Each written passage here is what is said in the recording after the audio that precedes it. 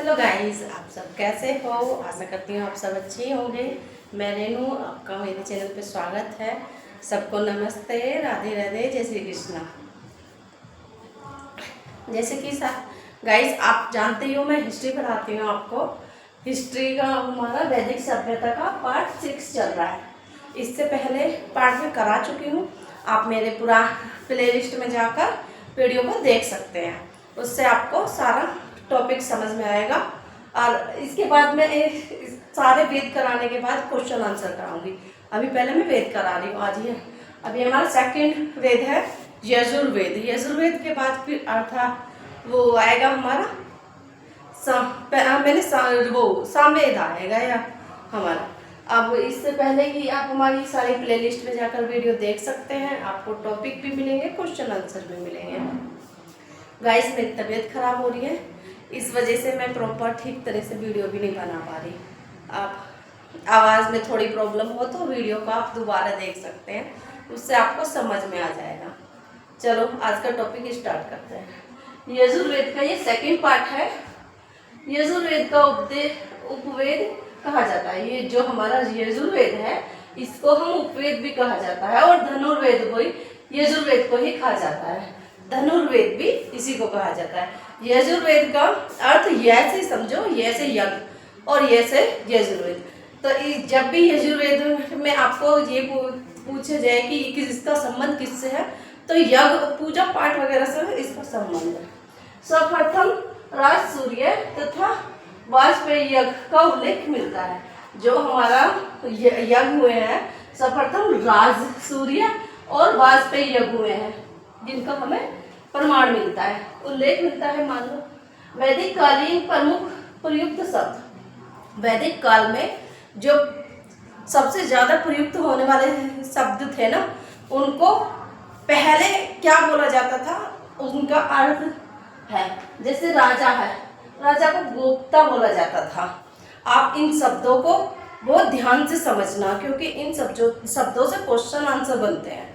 इस ज्यादातर तो एक ये है गाय का बनता है, और तुम्हारा ये सीता का बनता है, और जो मैं आपको बता रही हूँ अनाज का बनता है, उर्वा का बनता है। ये ऐसे मेन पॉइंट है, मैं आपको बता देती हूँ।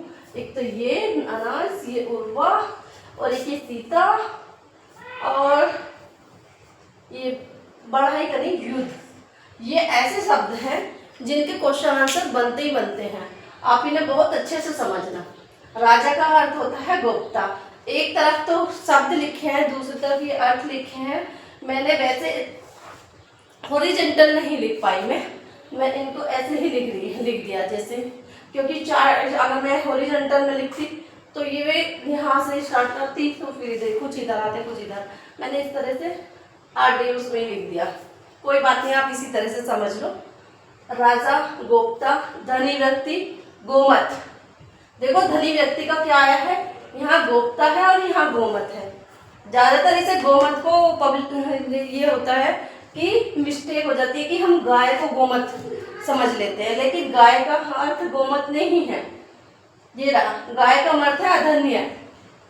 और गाय का तो इतना इम्पोर्टेंट है, इसका तो क्वेश्चन इतना ज्यादा बनता है, बहुत ही ज्यादा है। और एंटी ग्रेड की वैकेंसी आ चुकी है। आपको हिस्ट्री डिटेल में पढ़ाऊंगी मैं, प्लीज ध्यान दीजिएगा। फिर हमारा दूरी। दूरी का अर्थ है गव्युति। समय, गोधूली। समय का भी बहुत बड़ा क्वेश्चन बनता है, इस समय का अर्थ क्या होता है। इसमें जो यूज हुआ है वो गोधूली। अतिथि, गोहंता। देखो गोमत और गोहंता अलग अलग शब्द है, लेकिन जो हम इसका उच्चारण करते हैं तो उच्चारण में गोहंता या गोमत बोल दे तो मिस्टेक हो जाएगी। इसलिए हमें ध्यान रखना होगा कि अतिथि का गोवंता है और धनी व्यक्ति का गोमत है। गोहंता और गोहन। देखो ये इसका है अतिथि का। युद्ध, गोविशिष्ट, गोसु, गोम्य। ये युद्ध का है। युद्ध के 3 अक्षर है, गोविशिष्ट, गोसु, गोम्य। पुत्रिका, दुहिता। ये पुत्री शब्द भी पेपर में बहुत पूछा जाता है, इसका भी आप ध्यान रखिए। दुहिता। गाय, एधन्य जिसका वध ना हो। फिर है बढ़ाई, तक्षण, तक्षण, जुलहा, वाय, नाई, वाप्ति, बाल काटने वाले को वाप्ति, हलवाहा, किवास, हलवाहा, किवास। और ये देखे अनाज कोठार, स्थावी, स्थिवी, स्थिवी यानी कि एक ऐसा स्थान जहां पर हम स्टोर करके रख सकते हैं अनाज को। मरुस्थल, धनवय, अनाज, धन्य। देखो यहाँ पे और यहाँ पे व और यह का अंतर है। ये सूखे के लिए है, मरुस्थल के लिए, और ये अनाज धन्य के लिए है, यानी कि धन के लिए। उर्वा, जुते हुए खेत, उर्वा का जो ये जुते हुए खेत का है, ये जैसे खाली खेत होते हैं और उन्हें जोत के छोड़ दिया जाता है, ये उसका मतलब है। खिलिया, पशु चरण योग्य भूमि, यानी कि जो खाली जगह होती है उसमें पशु जो चरने चले जाते हैं, उसकी बात हुई है। चारागाह, जहाँ पे पशु आराम से चारा चर सकते हैं। कोलिया, कुलिया, बड़ी नहर, बहुत से बोल देते हैं पुल वगैरह को पुलिया बोल देते हैं, तो एक मिलता जुलता सा शब्द है, लेकिन ये कुलिया है। कुलिया को बड़ी नहर बोला जाता है। लांगन, हल के लिए, लांगन का अर्थ है हल के लिए। करीस, गोबर की खाद।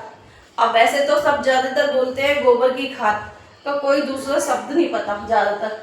करीस है, लेकिन इसका अर्थ करीस है। करीस का अर्थ है गोबर की खाद। सीता, अब सीता माता के उससे आती है, जमीन को हम सीता बोल देते हैं, क्योंकि सीता माँ धरती में से ही निकली थी और धरती में ही समाई थी। तो ज्यादातर पुराने जो लोग हैं वेदों वाले, वे क्या कहते हैं, धरती को सीता माता बोलते हैं, लेकिन इसका मेन अर्थ जो है वो है हल से जुती हुई लाइन।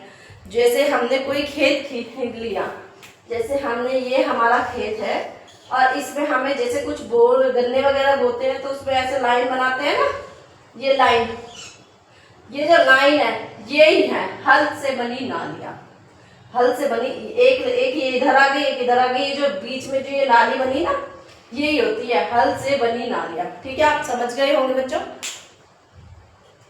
अब ये हमारे 21 लेटर हैं, 21 के 21 लेटर का मैंने आपको समझा दिया है। इसमें यज्ञों के नियमों का, विधानों का संकलन मिलता है। जो ये यजुर्वेद है, इसमें हमें यज्ञों के नियमों को बताता है, विधान को बताता है, संकल्पों को बताता है। यही कारण है कि वेद को कर्मकांड वेद कहा जाता है। आज का टॉपिक हमारा यहीं समाप्त होता है। आप हमें बताइए कि नेक्स्ट टॉपिक के लिए मैं कौन सा वेद पढ़ाऊँ। आप हमें कमेंट कीजिए और लाइक कीजिए, शेयर कीजिए। और बच्चों, आप जो ना एग्ज़ाम की तैयारी के लिए हमारे साथ जुड़ सकते हो। इसमें मैं हिस्ट्री पढ़ाऊंगी आपको। हिस्ट्री के साथ में तुम्हारा पॉलिटिकल है, पॉलिटिकल को इसके साथ में पढ़ाऊंगी। पहले मैं कंप्लीट हिस्ट्री ही पढ़ाऊंगी। इस मेरे साथ जुड़िए और मेरे साथ जुड़कर, और आप पहले कहते हैं ना, पहले इस्तेमाल करें फिर विश्वास करें। मैं आपसे कहती हूँ पहले आप मेरा जाके टॉपिक पढ़ें, जो आपको समझ में आए। मैं पेपर के अकॉर्डिंग ही आपको पढ़ाऊंगी, कोई फालतू की चीज़ें नहीं पढ़ाऊंगी। जो मेन क्वेश्चन आते हैं पेपर में, जो मेन पॉइंट पूछे जाते हैं, वे ही मैं आपको क्वेश्चन कराऊंगी, जिससे आपको भी ये सब चीज़ें आपके माइंड में सेट हो जाए। अब आप हमारी वीडियो वॉच कीजिए और लाइक करें, कमेंट करें, शेयर करें, सब्सक्राइब करें। थैंक यू बच्चों।